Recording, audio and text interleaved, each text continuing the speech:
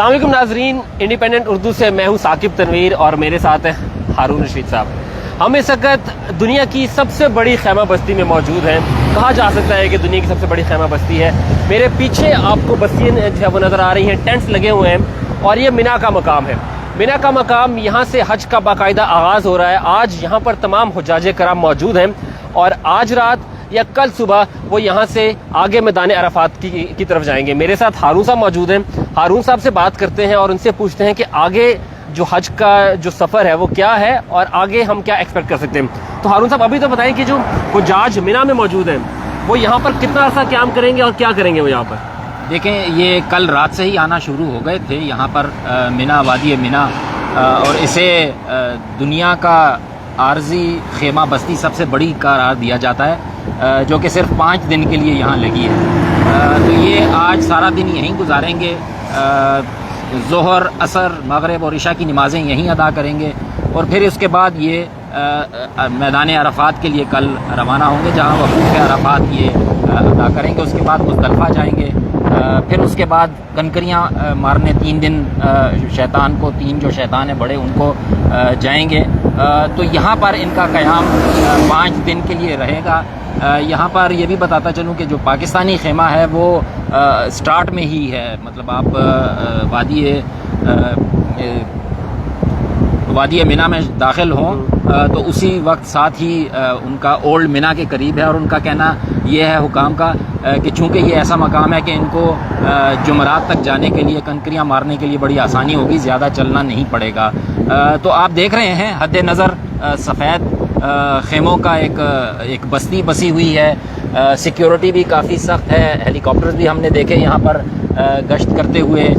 پھر عازمین حج جو ہیں وہ بھی یہیں، ان کو کھانا بھی ملے گا۔ یہ جو خیمے ہیں بڑے جدید قسم کے ہیں، ایئر کنڈیشننگ نظام بھی ہے ان میں، کھانے پینے کا بھی انتظام ہے، نہانے کا، وضو کا، وہ بھی سارا بندوبست یہیں ہے۔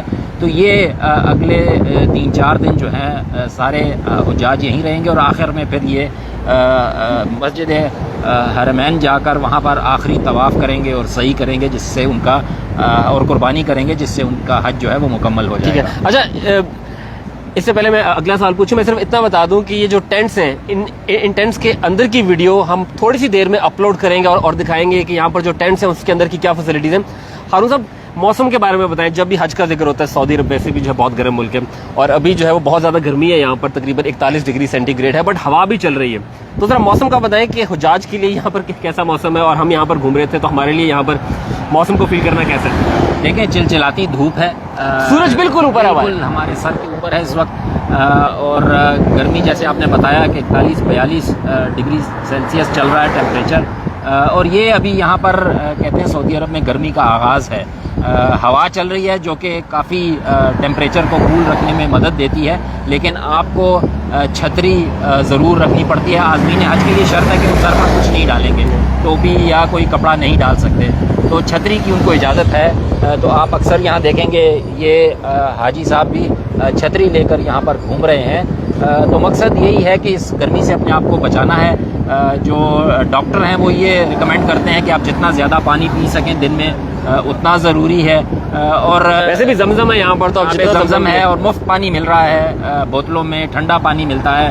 عازمین کی راحت کے لیے انہوں نے بہت انتظام کیا ہوا ہے۔ تو انشاءاللہ امید یہی ہے کہ بغیر کسی بڑے حادثے آنے کے یہ تمام مناسب جو ہیں یہاں پر مکمل ہوں گے اور حاجی جو ہیں وہ پھر مکہ معظمہ واپس لوٹ سکیں گے۔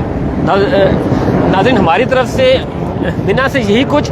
ابھی تھوڑی دیر میں ایک ہم ویڈیو اپلوڈ کریں گے جہاں پر ہم ایک پاکستانی کیمپ کے اندر جائیں گے، وہاں پر ہم آپ کو کیمپس کی صورتحال، جو ٹینٹ کی صورتحال ہے وہ آپ کو دکھائیں گے، وہاں کی فیسلٹیز کیسی ہیں، حجاج جو ہے وہ ان سے سیٹسفائڈ ہیں یا نہیں۔ تب تک کے لیے ہمیں اجازت دیجیے، اللہ حافظ۔